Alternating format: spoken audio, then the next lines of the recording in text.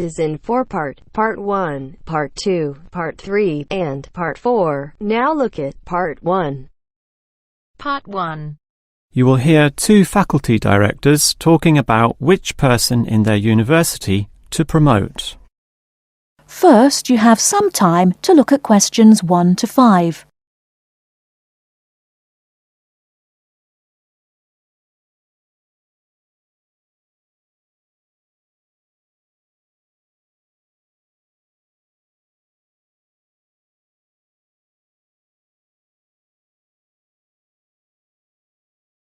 OK, we've got to decide who to promote to leading education officer.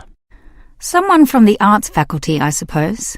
Well, it can be from any faculty, since the position requires more general skills. Handling personnel, settling disputes and motivating them to focus on the task. It was the last position which involved computer knowledge, not this one. Surely computer knowledge would help. So too would knowledge in the arts. Sure, it would help, but the key criterion is being able to direct the staff appropriately. So it doesn't matter then from which faculty we select our candidates? Not really, but I've already looked at those from computing and rejected them all. Why? They're all too new, lacking in sufficient experience, whereas these ones from the business faculty are long-timers, so we'll take someone from there. I suppose you're right. The arts faculty doesn't present much in the way of suitable candidates either. But we'll still have to train the person, teach the ropes, as they say, and he or she will have to expect to do overtime as needed. Of course, it can get so busy that if we were open on the weekend, they'd have to work then as well. Just as well we're a Monday to Friday university, right? Right. But are you sure these people will actually want the job? The salary isn't such an improvement on their current ones. I know, but there are benefits. You get overtime rates, a nice place to put your car, as well as additional petrol money if you drive for company purposes, which they'll probably be required to do. But those benefits are quite limited, especially given all the work and responsibility involved. People often don't like that. They prefer the creative freedom of less senior teaching positions. Yeah, I know. But these candidates should realise that if they do this job well, there'll be more promotions down the line. You know how everyone likes having their own office, right? Sure. Well, that would come after a few years, if they're prepared to work hard and grow with the university. Yes, that should attract these people. Before you hear the rest of the conversation, you have some time to look at questions 6 to 10.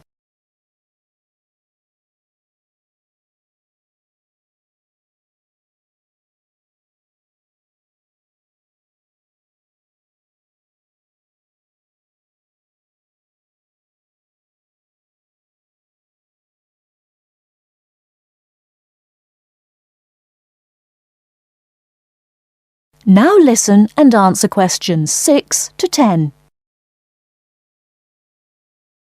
Well, that's enough talk about the job. What about the actual candidates? How many do we have? I've narrowed it down to 4. Just using their first names, that's Stephen, Abdul, Lek and Oscar. As you said, there's quite a bit of experience between them, about 34 years in all. What's the exact breakdown of figures? Abdul and Stephen both have 7 years. Lek has 1 more, and Oscar is the most experienced at 12. But who's the most qualified? Stephen and Abdul have an MBA. Oh, sorry, Abdul's got something called a MBP, some foreign thing which translates as Master of Business Practice. I'm not sure what that is, but does he do the job well? Very well, apparently. Better than Lek and Oscar, who hold a degree and some certificates, respectively. But we have to think about any drawbacks. You know, possible issues with any of them. I asked the respective deans for feedback, and I found out that Stephen, the younger one, drinks a bit. So he has a problem with alcohol? No, he never drinks to excess, but at the bar he's often expressed his intention of moving on, of teaching abroad. He's not stable. Not stable at all, apparently. We'll never know for how long he'll hold the job. We need stable personnel, and people without family problems or sick relatives like the last guy we promoted. What about Abdul, then? Will he do? He might do, except his English language ability is limited. It's functional but a bit broken, and meaning is sometimes lost. That's not the problem with the next candidate, Lek, who has good language ability, but this job involves handling people, and his dean says Lek's attitude is bad. In what way? His manners are okay, and he's interested in his job, but he believes there should always be adequate leisure in life. He definitely won't work overtime and complains a lot already about his job. But this last candidate, Oscar, is probably not the right one either. Why not? Not another problem with language. His first language isn't English, but he speaks it well enough. He's stable with a good attitude, but his age is the problem. Age is not a problem. That would be ageism, and I don't believe in that. But with his age comes health problems as well, and serious ones at that. Oh, that might be an issue then. That is the end of part 1. You now have half a minute to check your answers.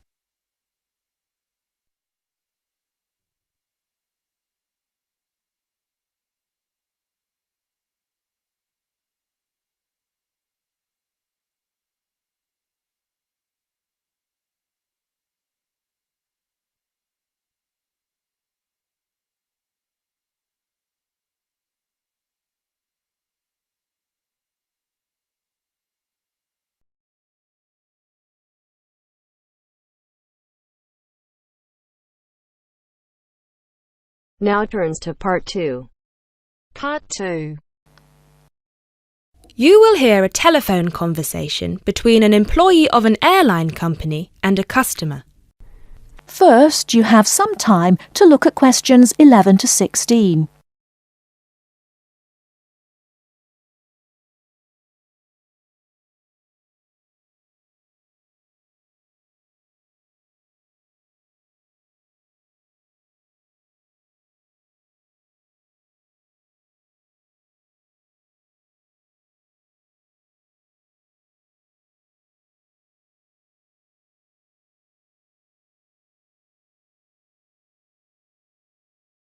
Now, listen carefully and answer questions 11 to 16.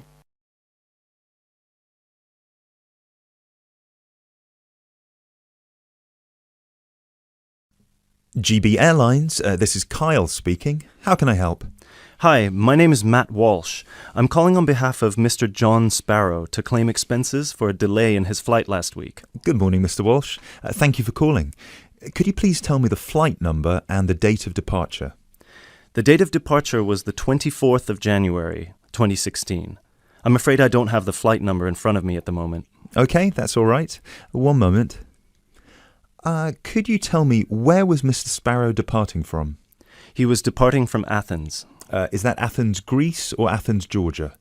Athens, Greece. Right. And what was the destination? It was Heathrow, London. Right. We've got 2 flights from Athens to London Heathrow on the 24th of January 2016. Was it the 3:25 p.m. flight or the 9:45 p.m.? It was the later one, 9:45. Okay, so the flight number is GB1011. Right, okay. Okay, yes. I can see that Mr. Sparrow's flight was cancelled and he was booked on the next flight on the 25th of January at 3:25 p.m. Is that correct? Yes, that is correct. According to our system, one of my colleagues spoke with Mr. Sparrow on the phone on the 24th to inform him of the cancellation and offered to book a hotel for him for the night, but Mr. Sparrow preferred to book one himself. Yes, because he didn't want to stay near the airport, as the next flight was in the afternoon. Yes, of course. Could you tell me which hotel he stayed at? Yes, he stayed at the Hypnos Hotel. Oh, could you spell that for me? Of course. That's Hypnos. Right. Thank you for that. And could you please tell me how much the total cost was for the night? Sure. It was €73. Right. Do you have a copy of the receipt for that? Yes, of course. Would you like me to send it to you? Yes, please. Can I email a picture of it to you? Absolutely. The email address is refunds@gbairlines.co.uk. Great, thank you. No problem. Were there any other expenses you wish to claim? Actually, yes. There was also the taxi ride to the airport and the taxi ride back the next day. Right, and what was the total cost? The first taxi ride was €53 and the second one was 42, so 63, 73, 83. Yeah, so the total was €95. I'll send you the receipt for those as well. Thank you. Are there any other expenses? No, I think that's it.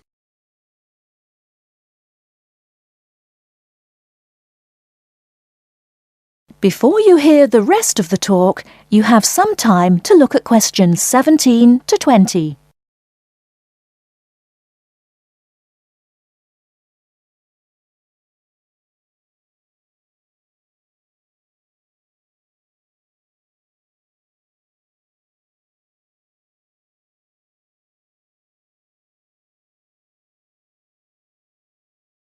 Now listen and answer questions 17 to 20. Excellent. So, if you could please send us the receipts for the hotel and the taxi rides, and after we receive them, it should take about 48 hours for the funds to reach Mr. Sparrow's account. Perfect. Thank you so much. My pleasure. Is there anything else I can help you with? Actually, yes. There's one more thing. Mr. Sparrow complained about the meal during the flight. He said that it was a bit bland. Right. So he asked me if it was possible to switch to a different meal option for his upcoming flight to Kiev next week. Right, of course. Just give me a minute, please. Right, I see that Mr. Sparrow had the light meal option for his flight to London, and you would like to change that. What would you like to change it to? What are the other options? We've got 12 different meal options. Would you like me to list all of them for you? Well, Mr. Sparrow has told me that he would prefer something without meat. How many of these do not contain meat? We've got 3 meal options without meat. We've got the vegetarian option, the vegan option, and the Asian vegetarian. What's the difference? There's a variety of different dishes served with each option. For example, next week the vegetarian option will be a small spinach and feta cheese pie, a bread roll, a salad, and tropical fruit. And the vegan option? The vegan option doesn't include any dairy products, and it also doesn't include fowl, eggs, or honey. I'm afraid I don't have the specific menu for this week, but I can email it to you as soon as it becomes available. Oh, could you do that? That would be great. Yes, of course. I can email you a detailed description of all the meal options if you like. Yes, please. No problem. Please do not forget to call us back to change the meal option. You need to do that 48 hours before the departure time for international flights and 24 hours for domestic flights. So 48 hours for this one then? Yes, exactly. Perfect. Oh, no, I'm sorry. Transatlantic flights require 48 hours. All flights within Europe require 24 hours. So in this case, you will need to call us 24 hours in advance. I apologise for that. Okay, great. So, could I please have your email address so I can send you the menus? Certainly. It's matt.walsh@sparrowlimited.com.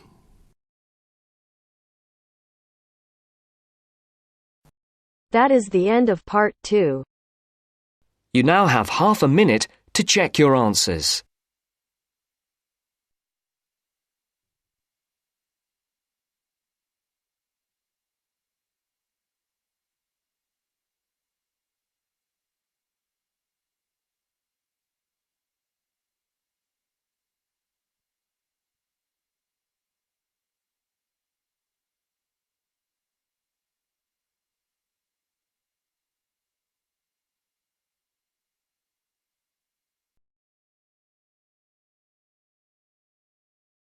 Now turns to part 3. Part 3. You will hear a lecturer discussing public parks. First, you have some time to look at questions 21 to 24.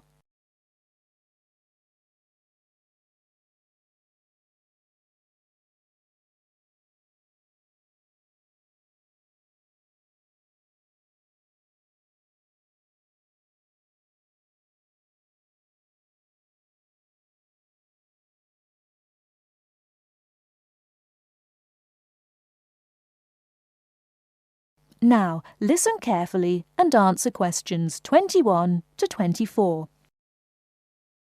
Most of us are familiar with a local park. We spend time there, play there, and have some of our best memories in these places. But what is a park? Basically, it can be defined as a natural, or at least semi-natural, piece of land, planted with a variety of trees, bushes and flowers, protected and reserved for the enjoyment of all citizens. There are usually regulations about the sorts of behaviour that can take place within, and sometimes there are facilities such as children's playgrounds or fields for ball games and other sorts of activities.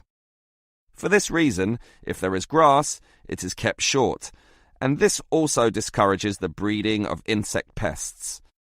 A well-maintained park actually needs a lot of people to look after it, and more so if the park showcases special plants, flowers or trees, in which case it is called a botanic garden. In complete contrast, if the park is big and remote enough, it is sometimes designated as a wilderness park, to be left completely alone and untouched, protected from all development in order to allow wild species, both plant and animal, to live undisturbed. But it is the urban park, the sort of park that most people are familiar with, that I want to talk about now. These preserve natural landscapes for the pleasure of the urban population, most commonly just for passive recreation. In other words, allowing people just to observe the trees and lie in the grass, and such passive recreation is certainly needed. Before you hear the rest of the talk, you have some time to look at questions 25 to 30.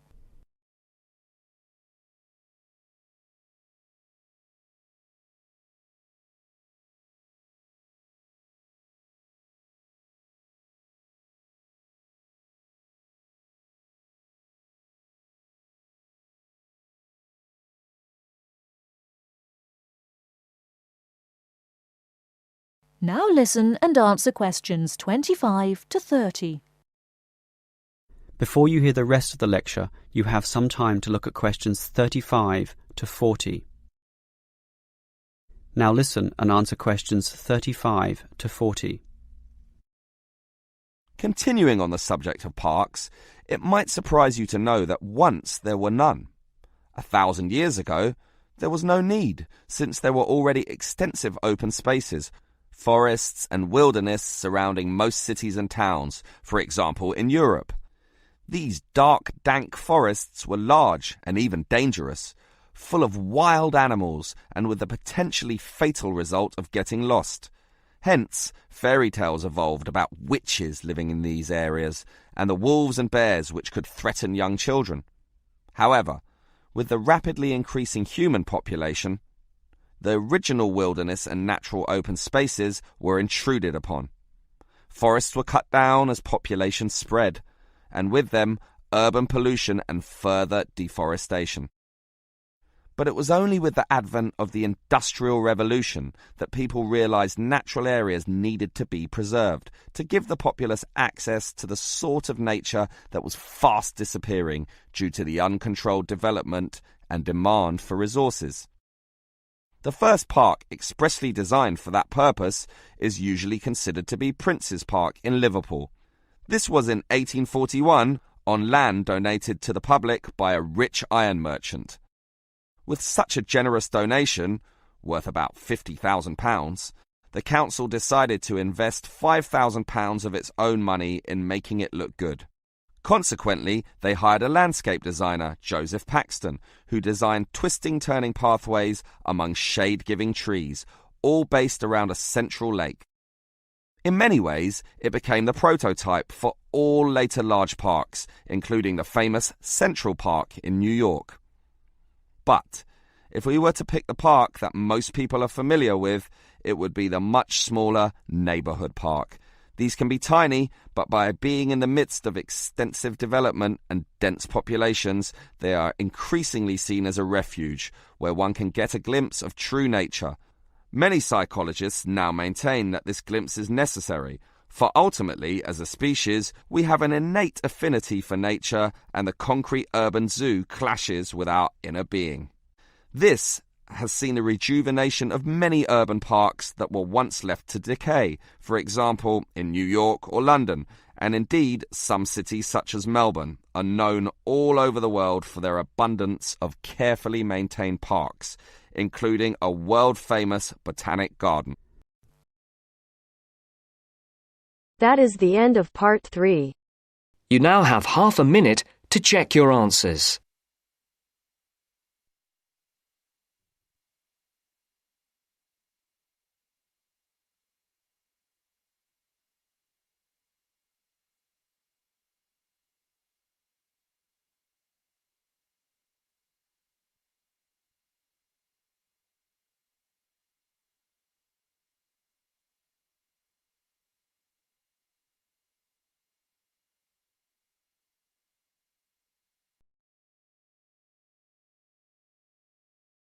Now turns to part 4.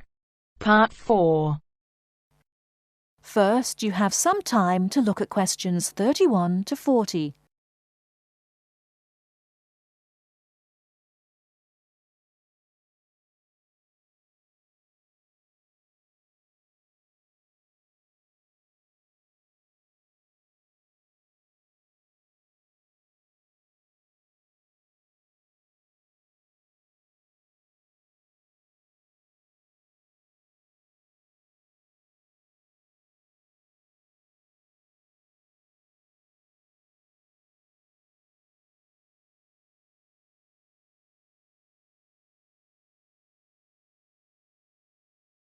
Now, listen carefully and answer questions 31 to 40.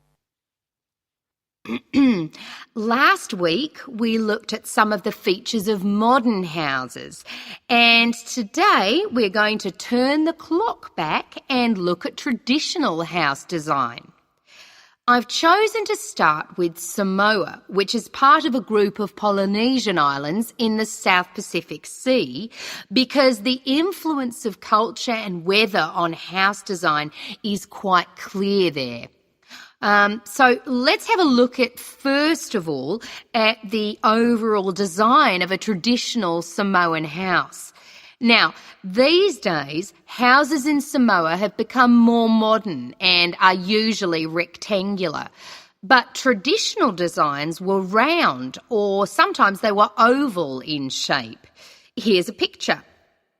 This traditional style is still used, often for guest houses or meeting houses, and most Samoan villages have at least one of these buildings.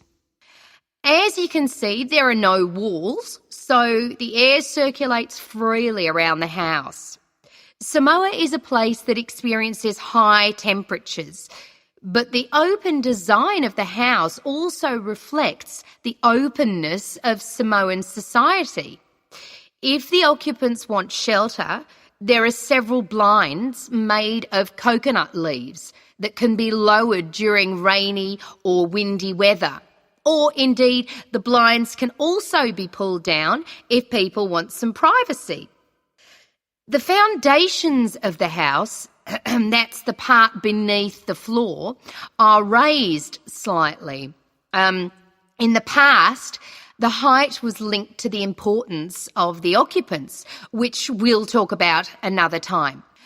However, the floor of the house was usually covered with river stones. Today, we have a range of methods for balancing the temperature inside a building, but the stones on the floor of a Samoan home are ideal for cooling the building on hot days. Now, let's have a close look at the roof. This, as you can see in the picture, is dome-shaped and traditionally thatched or covered with leaves from the sugarcane.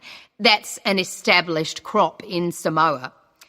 This was a job for the women, and it involved twisting the leaves and then fastening them with a thin strip of coconut leaf before fixing them to the roof in several layers. Now, the shape of the roof is important. You can see that the sides are quite steep, and that's done so that the rain falls straight to the ground without moisture going through the leaves and causing leaks or dampness inside the house. Then you'll notice how high the top of the roof is. This is a way of allowing heat to rise on sunny days and go through the thatching, thereby cooling the house. So, how does the house stay upright? Well, There are a number of evenly spaced posts inside. They encircle the interior of the building and go up to the roof and support the beams there. They're also buried, usually about 1.5 meters in the ground to keep them firm. These posts are produced using local timber from the surrounding forests. They're cut by men from the family or village, and the number varies depending on the size and importance of the house. Now, these posts were a very significant part of Samoan culture and did much more than hold up the roof. When there were meetings, people sat with their back to certain posts, depending on their status in society.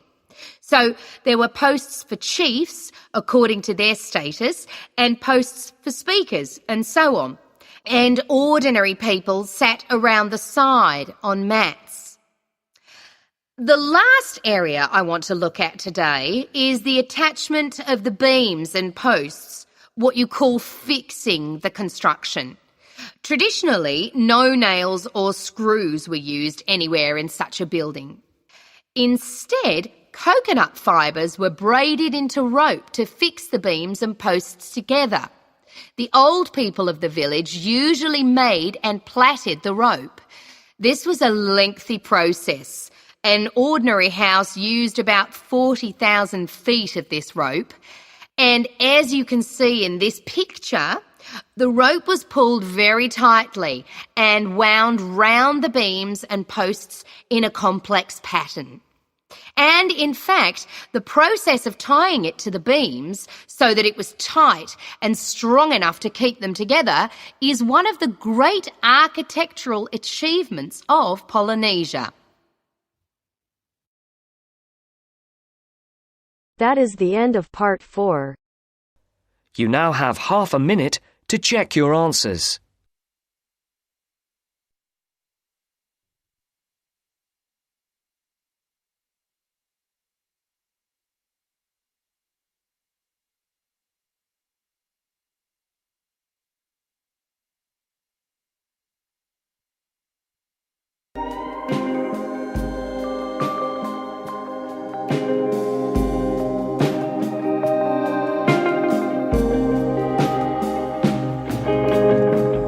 That is the end of the test. You now have 10 minutes to transfer your answers to your IELTS listening answer sheet.